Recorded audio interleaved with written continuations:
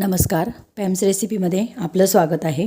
आजच्या व्हिडिओत मी तुम्हाला चवळीची चटणी कशी बनवायची ते दाखवणार आहे। हिरवी चवळी ही बाजारात आपल्याला सर्रास मिळत असते, परंतु नेहमी ती चवळीची भाजी, पातळ भाजी, कोरडी भाजी खाऊन कंटाळा आलेला असतो किंवा आपल्याला ती वातुळही पडते।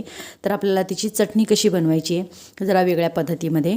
आधी ही मी चवळी धुवून घेतलेली आहे। आता ती तव्यावर थोडं तेल टाकून आपल्याला थोडीशी खरपूस भाजून घ्यायची आहे आणि भाजल्यानंतर आपल्याला तिला जाडसर कुटायची आहे। ती आपण भाजून घेऊया आणि कुटून घेऊया।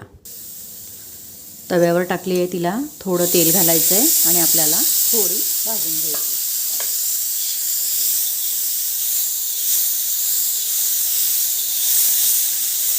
अगदी 2 ते 3 मिनिटं आपल्याला ती भाजायची आहे। हे पहा, दाणे कुटून घेतलेले आहेत मी जाडसर। तुम्ही मिक्सरलाही करू शकतात, परंतु जाडच ठेवायचे, खूप जास्त बारीक करायचे नाही आहेत। मी त्याच तव्यावर तेल टाकलेलं आहे।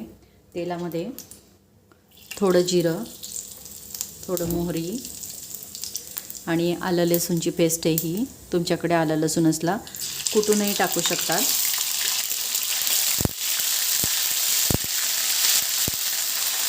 कांदा,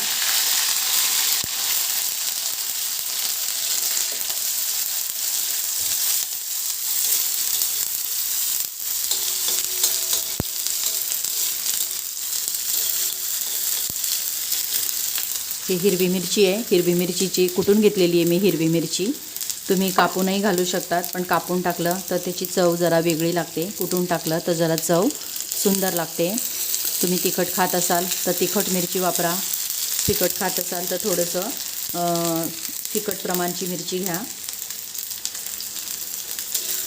कांदा फ्राय झाला की आपल्याला त्यात ही मिरची घालायची आहे।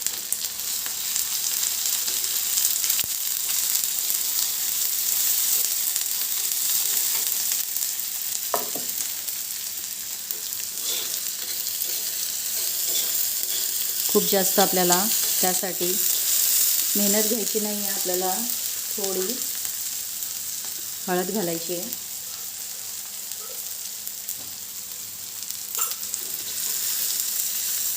आणि मग लगेच आपल्याला त्यात हे दाणे टाकायचे।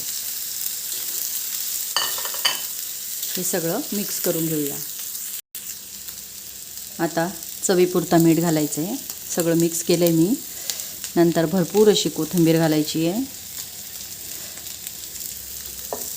आणि हे सगळं मिक्स करायचं आहे आणि आपल्याला फक्त 2 मिनिटं वाफ येऊ द्यायची।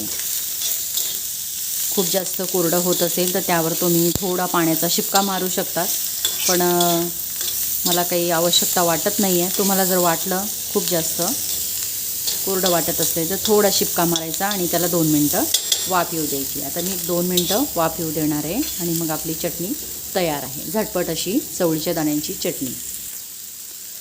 बघा, 2 मिनिटं वाफ आली आहे, मस्त अशी चवळीच्या दाण्यांची चटणी तयार आहे।